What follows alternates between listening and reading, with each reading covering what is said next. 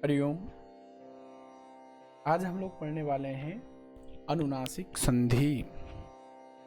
ये अनुनासिक क्या है, सबसे पहले हम इसको समझेंगे और एक बार व्यंजनों का परिचय देखते हुए आगे हम इस संधि को पढ़ेंगे। बहुत सरल संधि है और प्रायः कॉम्पिटिशन एग्जाम में इसको पूछा जाता है। तो आइए एक बार ध्यान से देखेंगे। सभी व्यंजनों में जो एक सभी वर्गों के पंचम वर्ण होते हैं, ग, य, ण, न, म, इनको हम लोग अनुनासिक वर्ण बोलते हैं। क्या बोलते हैं इनको हम लोग? अनुनासिक वर्ण। इसलिए इस संधि में अनुनासिक कार्य होता है, यह आप ध्यान दे लीजिए बिल्कुल। तो वर्ग, क वर्ग, च वर्ग, ट वर्ग, त वर्ग, प वर्ग, यर लव श। तो कवर का ग, चवर का या, टवर का न, तवर का न, पवर का म, ये क्या है? अनुनासिक वर्ण है।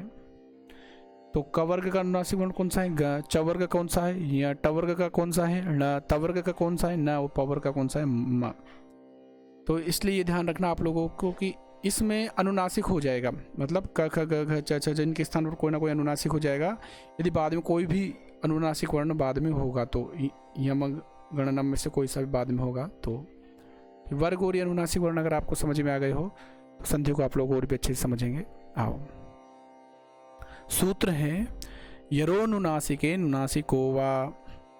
इस सूत्र का अर्थ है पदांत यर, अर्थात पद के बाद में अगर यर हो, पूरा कोई शब्द हो उसके बाद में अगर यर मतलब वर्गों के तीसरे, पहले, दूसरे, तीसरे, चौथे और पांचवें वर्ण, इसमें 5 वर्ण भी आ जाएगा। तो पदांत यर वर्गों के पहले, दूसरे, तीसरे, चौथे, पांचवें वर्ण के स्थान पर उसी वर्ग का पंचम वर्ण अनुनासिक वर्ण हो जाएगा। 5वां तो रहेगा इसलिए उसको इसमें नहीं गिना गया है।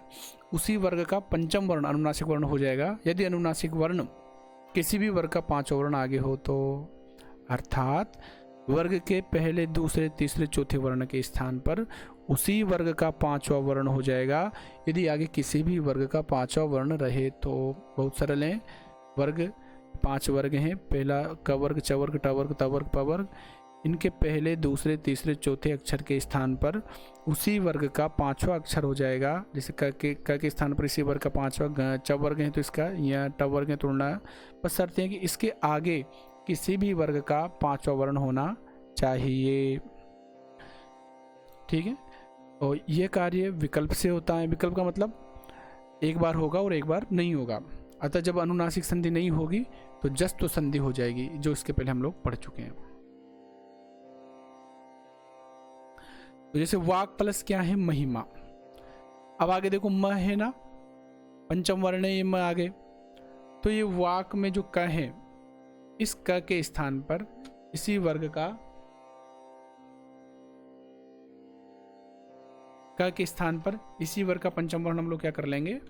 ग कर लेंगे। वांग भाई उसी वर्ग का पंचम वर्ण हो जाएगा यदि आगे किसी वर्ग का चतुर्थ पंचम वर्ण हो तो क के स्थान पर इसी वर्ग का पंचम वर्ण क्या हो जाएगा? ग। क ख ग घ ङ वांग प्लस महिमा मिला देंगे, वांग महिमा। और जब नहीं होगा तो फिर यहाँ पर जस्तो संधि हमने पढ़ी थी, अगर आपने नहीं पढ़ी तो वो वीडियो देख लीजिएगा। तो क के स्थान पर ग हो जाएगा तो क्या बन जाएगा? वाग महिमा। झलाम जसोनते वाली पदांत। तो ये संधि यहाँ पर हो जाती है। फिर इसके बाद में दूसरा उदाहरण देखेंगे। एतद प्लस क्या है? मुरारी ही। तो यहाँ पर द है, त वर्ग का, आगे अनुनासिक वर्ण बाद में है तो इस त वर्ग का यहीं पर अनुनासिक वर्ण हो जाएगा, अर्थात त वर्ग का प्रथम वर्ण हो जाएगा।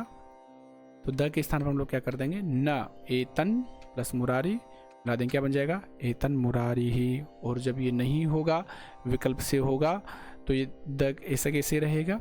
एतद मुरारी ही। मतलब यहाँ पर जस्तु संधि भी नहीं होगी क्योंकि द ऑलरेडी द तृतीय वर्ण है, तो एतद मुरारी ऐसे कैसे रह जाएगा? एतन मुरारी, एतद मुरारी। ये अनुनासिक संधि का पहला प्रकार है। इसी का एक दूसरा प्रकार ये भी है। चलो एक उदाहरण और देख लीजिए। त्रिष्टु प्लस महत। अब आप लोग बताएंगे भ के स्थान पर क्या होगा? इसी वर्ग का पंचम वर्ण हो जाएगा। तो भ किस वर्ग में आता है? प वर्ग में। तो प वर्ग का पंचम वर्ण क्या है? म। त्रिष्टुम प्लस महत मिला देंगे, त्रिष्टुम महत।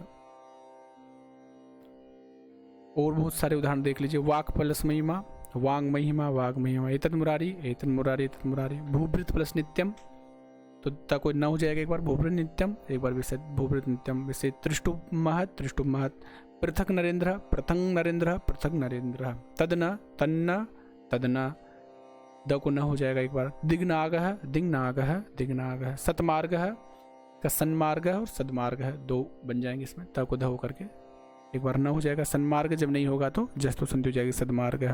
वाक प्लस मलम का किस स्थान पर क्या हो जाएगा, वांगमलम वाग्मलम।